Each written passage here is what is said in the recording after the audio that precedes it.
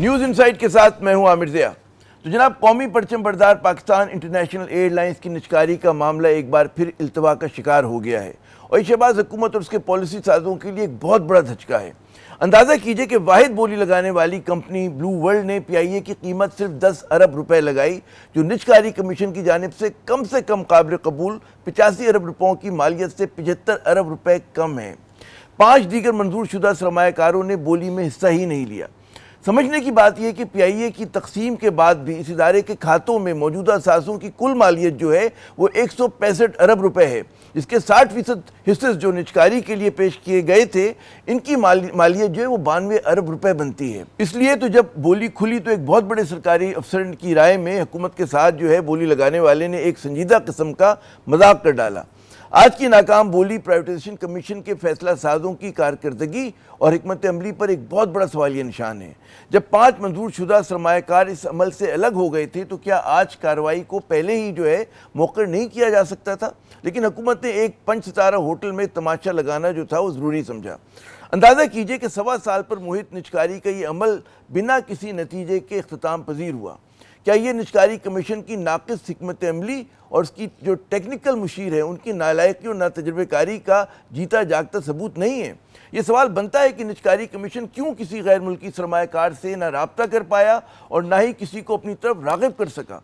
6 मंजूर शुदा कंपनियों में से सिर्फ एक के पास जो है गैर मुकामी पार्टनर था। फिर इस पर तमाशा ये कि जो मुकामी सरमायाकार इस अमल में शामिल हुए वो बार बार निजकारी कमीशन और इनके टेक्निकल जो मुशीर थे उनकी जानिब से मुहैया करदा गलत आदाद शुमार और गलत बयानी पर नाला रहे, शिकायत करते रहे। उन्होंने 3 महीने निजकारी को रुकवा कर जो है दोबारा से PIA की सालाना अकाउंट्स का जो ऑडिट था वो भी करवाया, मगर आखिर में उन्होंने इस अमल में शामिल होने से गुरेज किया। एक सरमायाकार से जब मैंने राब्ता किया तो उनका कहना था कि जी PIA के बैनुल-अक़वामी रूट्स के हवाले से गैर यकीनी सूरत हाल और कर्ज़ों के हजम के मुतालिक इबाहम की वजह से वो बोली लगाने से दूर रहे। और ये भी एक मजाक ही था कि वाहिद बोली जो लगाने वाले थे उनका तजर्बा जो था वो सिर्फ रियल इस्टेट के अलावा कुछ भी नहीं। उन्होंने गैर संजीदा बोली लगाई जो PIA के एक जहाज़ की कीमत के लिए भी नाकाफ़ी थी। गोया पूरी कौम के साथ मजाक किया गया। माहिरीन के मुताबिक ये सस्ती शोहरत हासिल करने का ज़रिया भी हो सकता है, क्योंकि गुज़िश्ता कई रोज़ से तमाम चैनल और अखबारात पर ब्लू वर्ल्ड के नाम से जो थे वो गूंज रहे थे।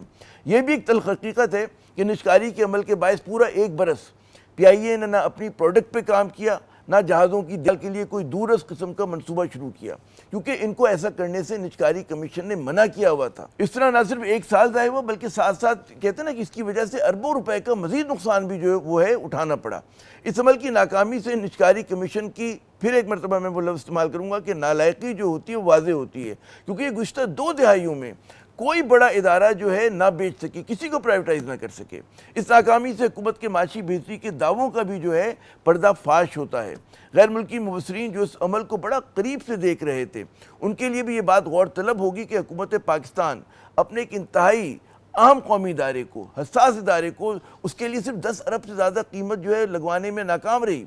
ये शहबाज हुकूमत की बिलाशुबा एक बहुत बड़ी नाकामी शुमार होगी। इस कोशिश के मनफी असरात अपनी जगह, लेकिन अब PIA को जो है ख़ुद को महवे परवाज़ रखने के लिए क्या हिकमत अमली अपनाती है, पूछते हैं उसके तर्जुमान अब्दुल्ला हफीज़ खान साहब से।